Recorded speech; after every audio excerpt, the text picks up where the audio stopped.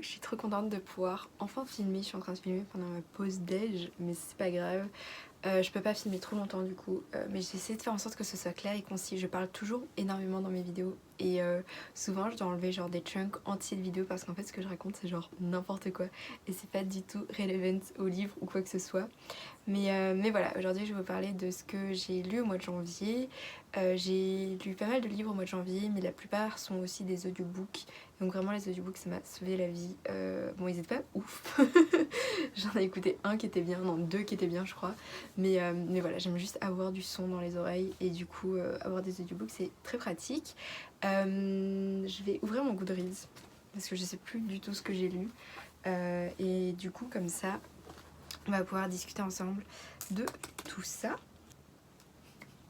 Le premier livre que j'ai lu cette année était une énorme déception, je l'ai vraiment pas aimé. Ça s'appelle Unsettled Ground de Claire Fuller. J'ai écouté l'audiobook et sincèrement s'il n'y avait pas l'audiobook je l'aurais pas lu je pense.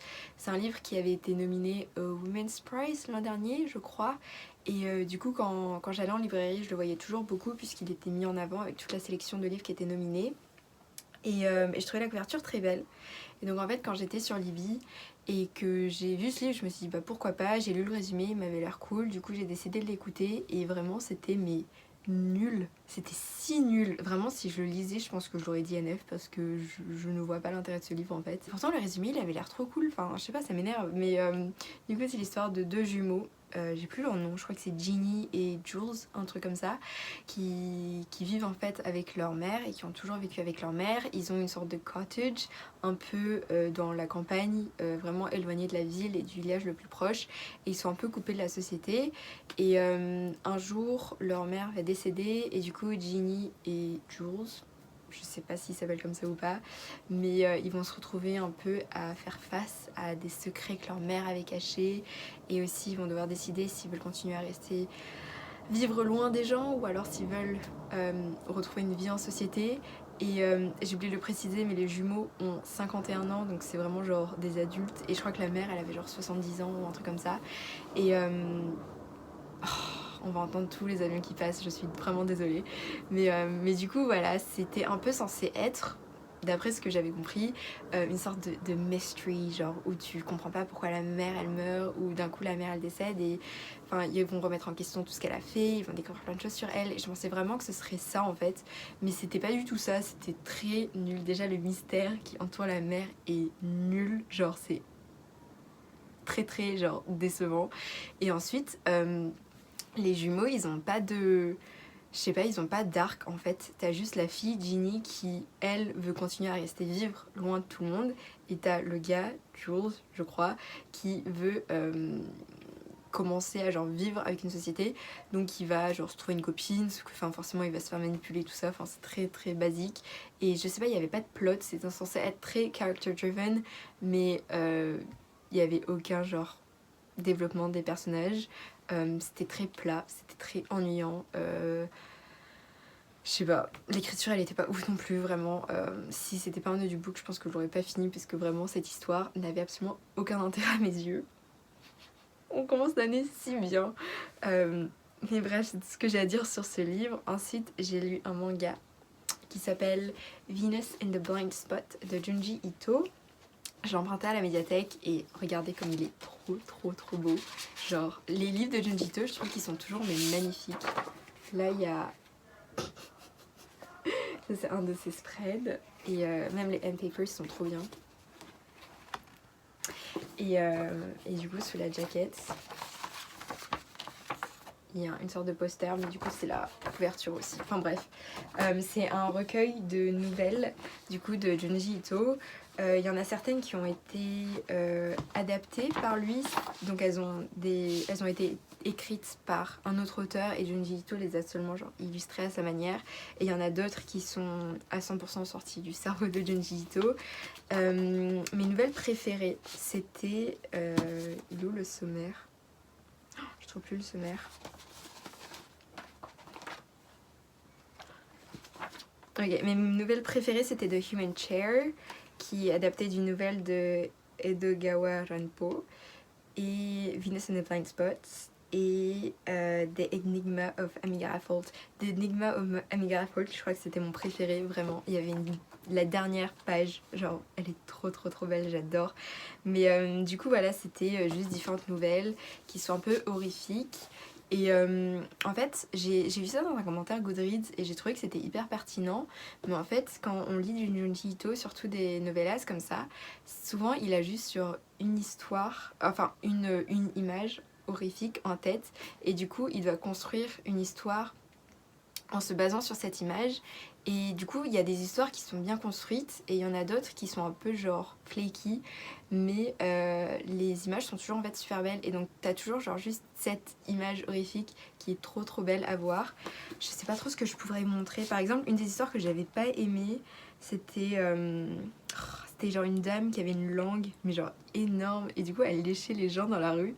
Et après, elle donnait des pustules aux gens et du coup, les personnes décédaient ou un truc comme ça. Genre, c'est trop bizarre. Mais du coup, c'est dégueulasse. Mais du coup, par exemple, ça serait une des images qu'il a. Mais après, le plot qu'il avait construit autour de ça n'était pas ouf. Et il y en a une autre où t'as genre un bébé comme ça.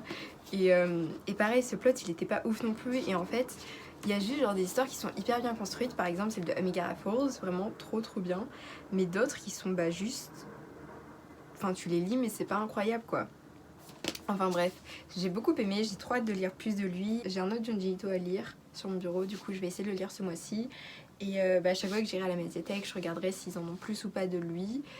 Puisque je suppose qu'ils doivent en avoir plus, mais que ça a été emprunté. Mais du coup voilà, j'ai trop hâte d'en lire plus. Genre vraiment j'aime trop. Et en tout cas, cette collection, je l'ai beaucoup aimée, donc je vous recommande beaucoup. C'est trop beau. Ensuite, j'ai lu... Qu'est-ce que j'ai lu? J'ai lu un livre qui s'appelle The Memory Police de Yoko Ogawa. C'est censé être une sorte de dystopie qui est un peu dans la veine de 1984 de George Orwell, où en gros... on est dans une société qui est sur une île et où des objets du quotidien en fait disparaissent un à un des souvenirs des personnes, un peu enfin de la mémoire collective. Et donc par exemple les habitants se réveillent un jour et je sais pas, le concept d'oiseau a disparu. Du coup en fait ils se souviennent du mot pendant genre quelques jours, mais ils savent plus à quoi correspond un oiseau, à quoi ça sert, à quoi ça ressemble en fait quand ça vole. Et donc par exemple s'ils ont des photos ou des tableaux d'oiseaux dans leur maison, ils doivent s'en débarrasser, tout brûler. S'ils ont des livres qui sont en rapport avec les oiseaux, ils doivent s'en débarrasser aussi. Et voilà, donc il y a des objets comme le ruban qui a disparu, il y a des diamants qui ont disparu, enfin il y a vraiment un tas de trucs en fait qui a disparu. Et donc en fait on suit une jeune fille qui est une écrivain et en fait ses parents ont été enlevés par The Memory Police, qui est le titre du livre. Et en fait The Memory Police, eux, ils enlèvent les gens. En fait, j'explique trop mal, mais en fait il y a des personnes qui peuvent ne pas oublier les choses. En fait ils se rappellent d'absolument tout et on peut pas effacer leurs souvenirs. Et donc du coup ces personnes sont traquées par The Memory Police et sont envoyées on sait pas trop où. Et du coup en fait les parents de la jeune fille, je suppose que c'est elle, je sais pas pourquoi, mais les parents de la jeune fille du coup ont été enlevés par The Memory Police quand elle était plus jeune, genre il y a 10 ans je crois. Et du coup voilà, elle sait pas trop ce qui leur est arrivé. Mais en fait son éditeur, son publisher, son éditeur fait partie de ces personnes qui gardent leurs souvenirs. Et en fait du coup elle va décider un peu de le cacher chez elle pour pas qu'il se fasse enlever, pour pas qu'il se fasse traquer par The Memory Police. Et du coup voilà, c'est un peu ça le plot. Et encore, ça c'est littéralement tout ce qui va se passer. En fait je l'ai lu parce que je voulais un livre sur les dystopies. J'adore les dystopies, le concept et tout ça, ça m'intéresse trop. Et j'étais curieuse de voir comment est-ce que ce serait adapté un peu dans la littérature japonaise. Et au final je pense que j'aurais dû m'en douter, mais en fait c'était très genre réflectif et contemplatif, où en fait ça discute jamais en fait le concept même de dystopie, c'est-à-dire que tu ne sais pas pourquoi les souvenirs sont pris et comment est-ce qu'ils sont pris. T'as pas l'aspect technique en fait de la dystopie, tu sais jamais vraiment qui est The Memory Police, tu sais pas ce qui arrive en fait à ces personnes qui se sont enlevées par eux. T'as jamais une remise en question du système et c'est plutôt genre juste tu suis la jeune femme, j'ai oublié son nom. Ah bah elle a pas de nom d'ailleurs, c'est ça, elle a pas de nom. Mais du coup, on la suit juste dans son quotidien. Et c'est juste ça. Et à la fin elle est cool. Elle était un peu prévisible, je m'en doutais. Mais la fin, elle était cool. Et du coup, en fait, je sais pas, j'en attendais un peu plus. J'aurais aimé que ce soit un peu plus genre punchy. Et au final, c'était juste très... C'était très doux, quoi. Très slow paced. C'était beau à lire, il y avait des phrases que j'ai beaucoup aimées, il y avait des réflexions que j'ai beaucoup aimées, il y a toute cette discussion autour des souvenirs et qu'est-ce que c'est en fait de se souvenir et pourquoi c'est important de se souvenir. Et quand tu penses à l'histoire du Japon, c'est surtout par rapport à la Seconde Guerre mondiale, c'est hyper intéressant de penser à tout ça, mais voilà, je pense que j'en attendais juste un peu plus, surtout que ça c'est ma couverture préférée de tous les temps presque. En tout cas une de mes couvertures préférées de tous les temps, dans mon top 3 c'est sûr. Et du coup c'est un livre que je voulais lire depuis super longtemps. Quand je l'ai vu à ma médiathèque j'ai été trop contente. Mais du coup voilà, I'm a bit disappointed, mais c'est pas grave. Mais c'est pas grave. Ensuite, j'ai écouté un audiobook qui s'appelle The Underground Railway de Colson Whitehead. C'est l'histoire... c'est l'histoire de quoi? J'ai oublié de quoi ça parle. C'est l'histoire de deux personnes qui... En fait, on est dans une Amérique où il y avait encore l'esclavagisme. Et du coup, on va suivre deux personnages en fait, qui travaillent dans un champ de coton, dans une ferme dans le sud des États-Unis. Et un jour, ils vont décider de s'échapper de la ferme sur laquelle ils travaillaient. Et en fait, dans cet univers, enfin dans cette Amérique un peu fictive, il y a un... Non, c'est pas ça. Attendez. En fait, à l'époque, dans la vraie vie, dans notre monde, à l'époque, quand les esclaves s'échappaient en fait des champs de coton, ils avaient un peu ce système en fait pour s'aider les uns les autres et c'est ce qu'on a appelé en fait des Underground Railway et du coup en fait l'auteur Colson Whitehead il a pris ce nom littéralement et dans son Amérique il a décidé de construire un chemin de fer qui était vraiment sous terre et qui justement aidait les esclaves à s'échapper, sauf qu'en fait une fois que tu montes sur le train tu sais pas du tout où tu vas arriver et donc du coup nos deux personnages qui vont s'échapper du champ où ils travaillaient vont prendre ce train et vont un peu traverser les États-Unis dans des villes différentes et ils savent jamais vraiment où ils vont aller. Et du coup, voilà, c'était intéressant parce que je pense que j'ai jamais lu de roman sur l'esclavagisme. Et du coup, d'un point de vue historique, c'était hyper intéressant. Et j'ai beaucoup appris. Mais après, d'un point de vue genre niveau plot, niveau personnage et tout ça, c'était vraiment pas ouf. C'était pas du tout intéressant. Il y avait rien. Il y avait rien de... Je sais pas, il y avait pas grand chose en fait à dire sur ce livre. Vraiment, je devrais arrêter de parler de livre, c'est horrible, mais ouais, il y a, y a pas grand chose à dire dessus. Ensuite, j'ai lu un autre livre qui s'appelle The Honjin Murders de Seishi Yukumizo, je crois que c'est ça son nom. C'est un murder mystery japonais, c'est une saga un peu à la genre Hercule Poirot, Sherlock Holmes et tout ça, où on suit un détective qui s'appelle Kosuke Kindaichi. Et donc ça c'est sa première aventure et c'était vachement sympa, j'ai beaucoup aimé le cadre, c'est le Japon des années 1940, donc enfin 1940, donc avant la Seconde Guerre mondiale.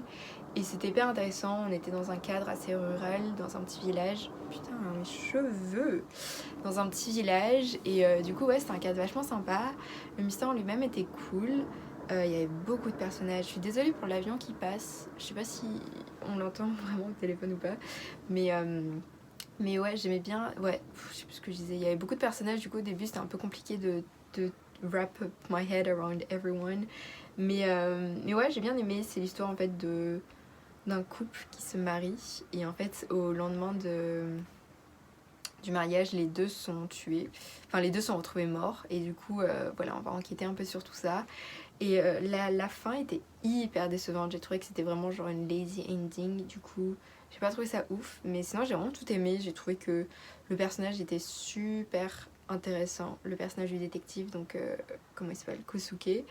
Et du coup, j'ai trop hâte de lire plus de lui. Et voilà, je recommande beaucoup ces livres. Ils sont vachement cool. En plus, l'édition anglaise est sublime.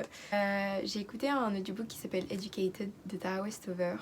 Ou comme il le prononce, Terra. Oh, c'est horrible. Oh, dans tout le livre, ils disaient Terra, Terra, et j'étais en mode c'est qui Terra?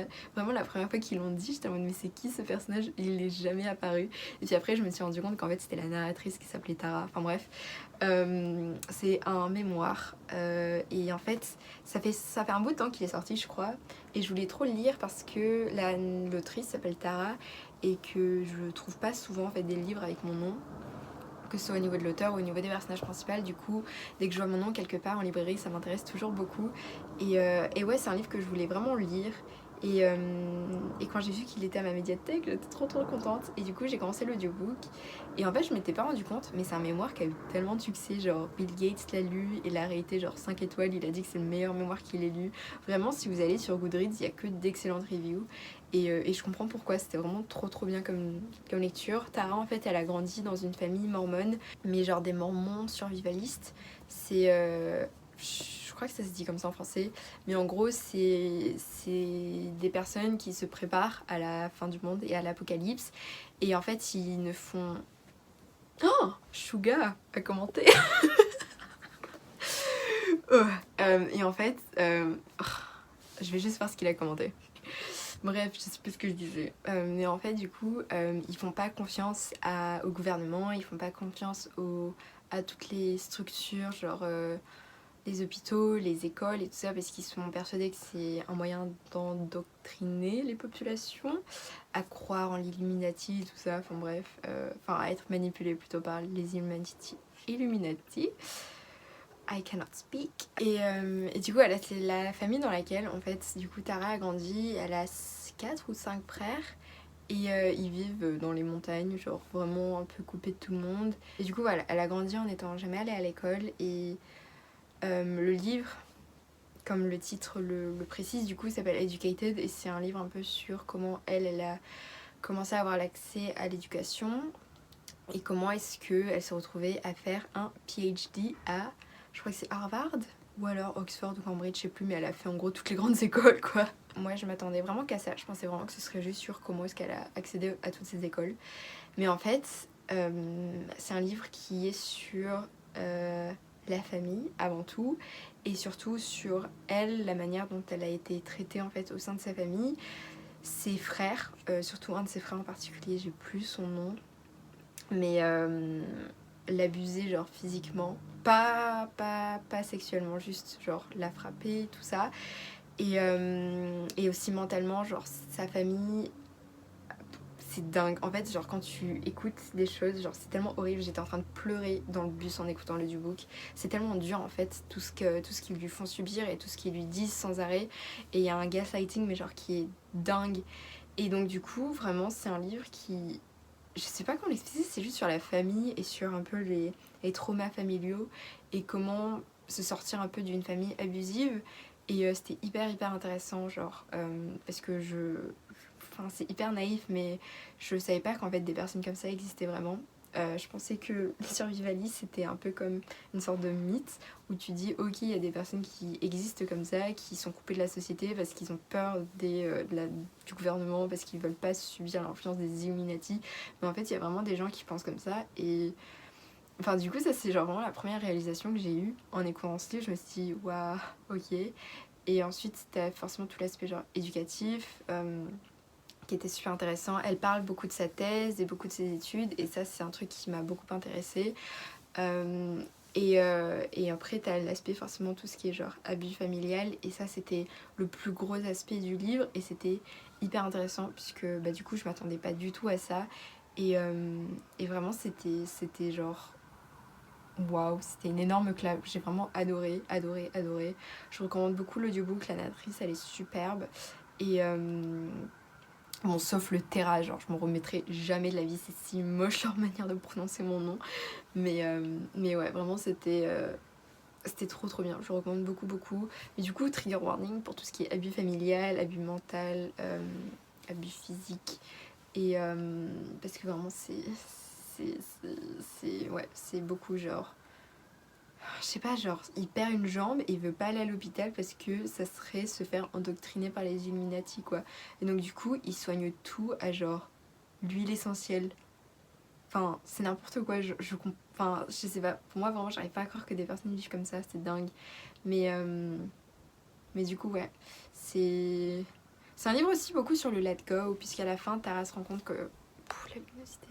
Tara se rend compte qu'en fait, elle peut pas continuer à vivre comme ça, et que si sa famille ne veut pas genre la laisser vivre comme elle l'entend, bah qu'elle devrait juste ne plus faire partie de la famille. Et du coup, t'as toute cette partie qui est un peu genre... qui fait vraiment mal. Et ouais, je sais pas, je vous recommande beaucoup. Même si c'était un peu compliqué à lire. Mais je vous recommande beaucoup parce que j'ai beaucoup appris et c'était hyper intéressant. Et ça te permet vraiment de beaucoup remettre ta vie en question. Ah oui, aussi juste l'aspect un peu négatif, je dirais, c'est... en fait, je comprends pas comment est-ce qu'elle a réussi à financer ses écoles. Parce qu'en fait, elle est pauvre et ok, elle travaille. Et ok, elle a des scholarships et tout ça, mais enfin, elle... Je sais pas, genre c'est trop bizarre. Je comprends vraiment pas comment elle a réussi à financer même genre juste ses études au tout début, genre au collège, enfin au lycée, à la fac plutôt, puisqu'elle est jamais allée au collège ni rien. Comment est-ce qu'elle a commencé à travailler toute seule pour entrer dans ses écoles, ensuite avoir des scholarships, ensuite tout payer en travaillant genre ses shifts dans un restaurant, enfin... Je sais pas, c'était juste l'aspect un peu bizarre, je pense, du mémoire, qui n'est pas très très bien expliqué, mais sinon à part ça, vraiment... c'est un gros coup de cœur, vraiment, j'ai trop aimé et je pense que ouais, ça devait être ma meilleure lecture pour l'instant de janvier. Pour l'instant, ma meilleure lecture de l'année pour l'instant plutôt. Mais ouais. Ensuite, j'ai lu un livre qui était trop bien aussi. Il s'appelle Other People's Clothes de Kaya Henkel. Ou Kala. Kaya, je pense. J'adore cette couverture. Je l'ai pris plutôt à cause de sa couverture puisque je la trouvais trop belle. Il était sur l'étagère à l'entrée de ma médiathèque sur genre les nouveautés, enfin les new arrivals. Et je sais pas, je trouvais la couverture vachement cool. Je n'en avais jamais entendu parler, je connaissais pas du tout.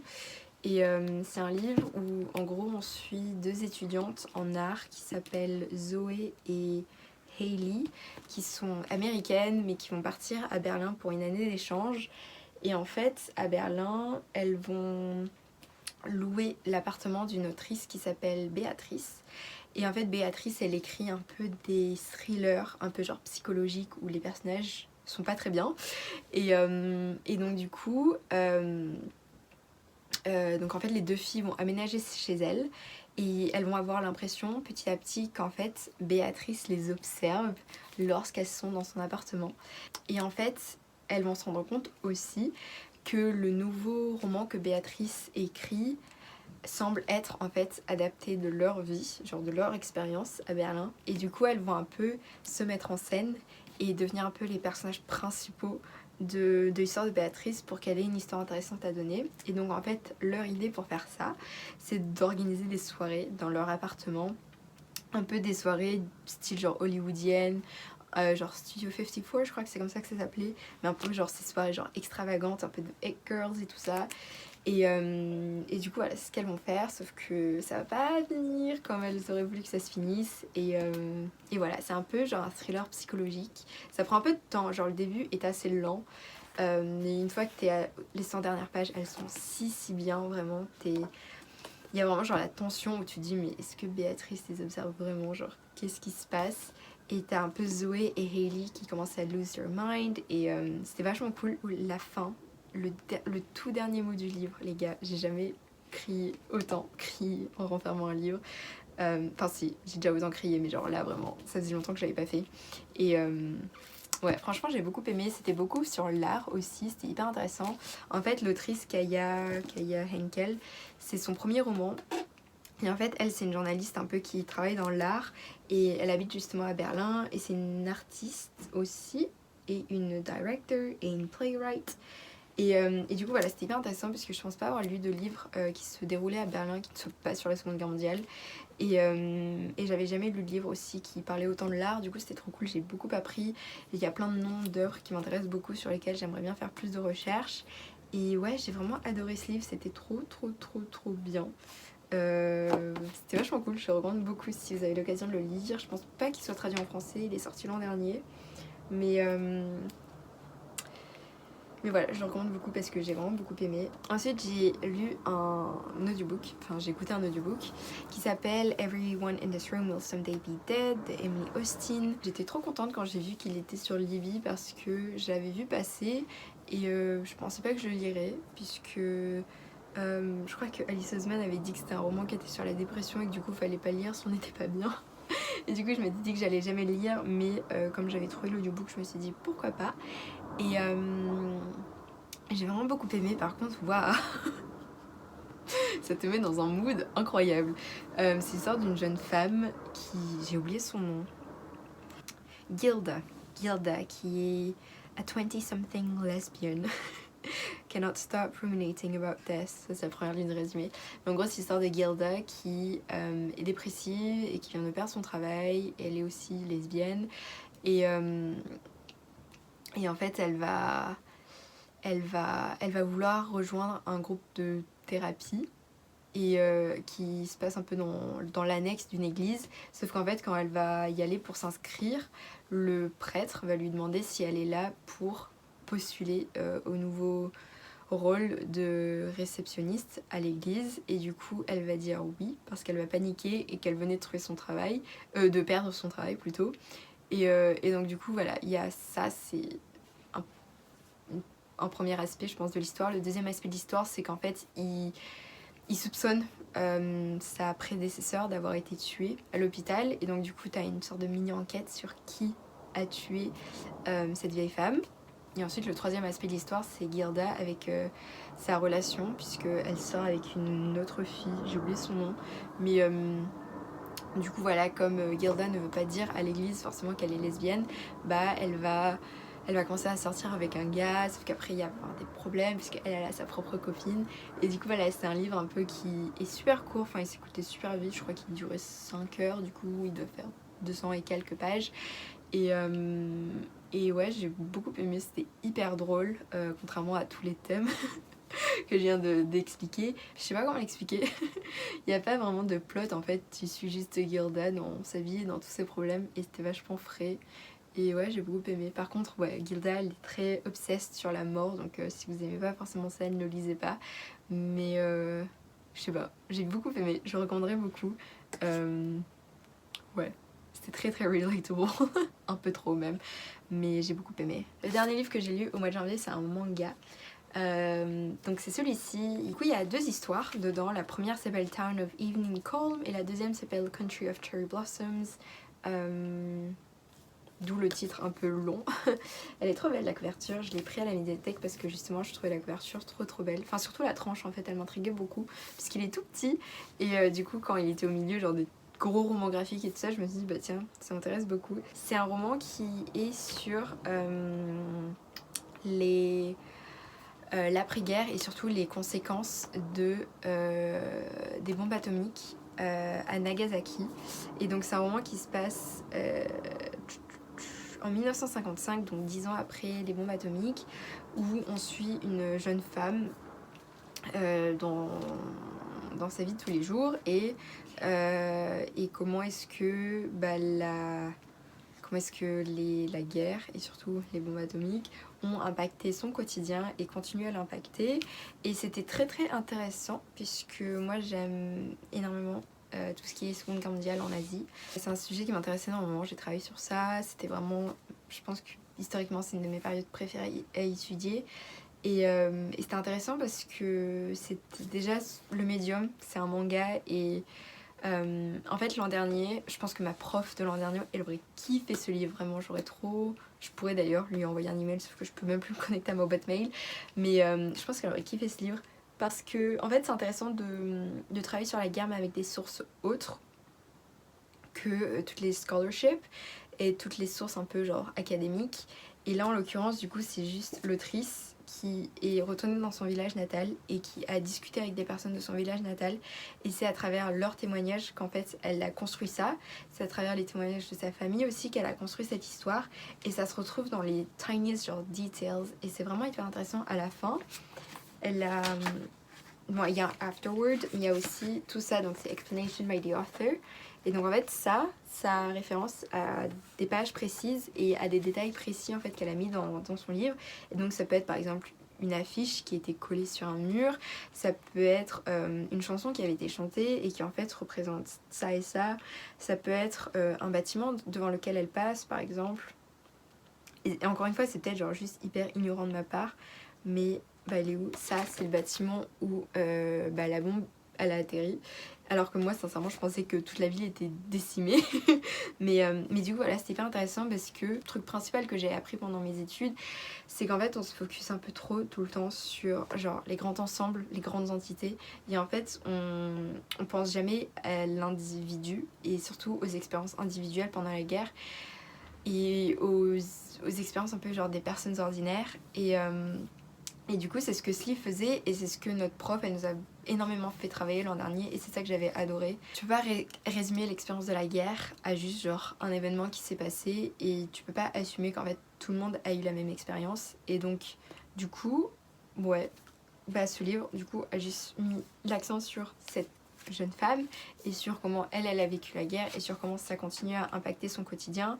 Elle se sent très coupable en fait, par exemple elle se sent coupable d'avoir survécu alors que la plupart des personnes qu'elle connaît sont mortes, et donc elle ne pense pas avoir droit à l'amour, elle ne pense pas avoir le droit de tomber amoureuse, d'avoir des relations avec des gens. Elle se sent coupable rien qu'en marchant dans la rue, rien qu'en portant des habits qui sont bien, en ayant son travail.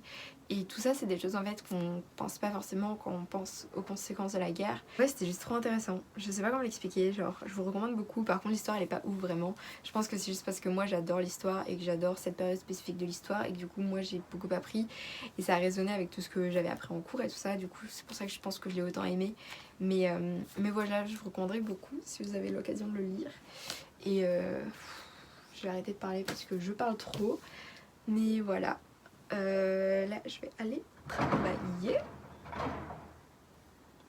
Parce qu'il est l'heure d'aller travailler. J'ai même pas eu le temps de manger. Je vais peut-être aller me faire à manger avant. Mais merci beaucoup d'avoir écouté tout mon blabla. Si je vous ai donné envie de lire un de ces livres, n'hésitez pas à me le dire. Si vous avez lu un de ces livres, n'hésitez pas à me le dire aussi. J'aimerais beaucoup en discuter. Je pense que j'ai lu des romans qui ne sont pas hyper populaires, donc en fait il y a peut-être personne qui les a lus. Je sais pas du tout. Mais voilà, je vous souhaite une excellente journée et je vous fais de gros bisous. Bye.